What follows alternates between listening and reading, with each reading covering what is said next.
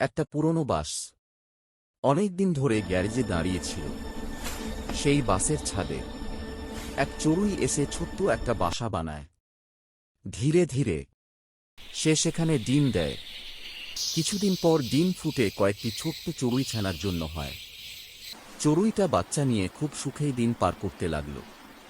একদিন সে খাবার খুঁজতে যায়। ঠিক তখনই বাসটা মেরামত শেষ হয়ে রাস্তায় বেরিয়ে পড়ে। চড়ুই ফিরে এসে দেখে বাস নেই, মাটিতে বাসা পড়ে আছে। সে চারদিকে উড়ে উড়ে খুঁজতে থাকে। সন্ধ্যার দিকে ক্লান্ত হয়ে এক গাছের ডালে বসে কাঁদতে থাকে।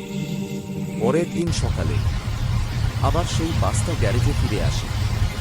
চড়ুই উড়ে গিয়ে ছানাদের দেখতে পায় আর আনন্দে ডেকে ওঠে, চি চি চি। তার সে ছানাদের নিয়ে গাছের উপরে বাসা বানিয়ে থাকতে শুরু করল।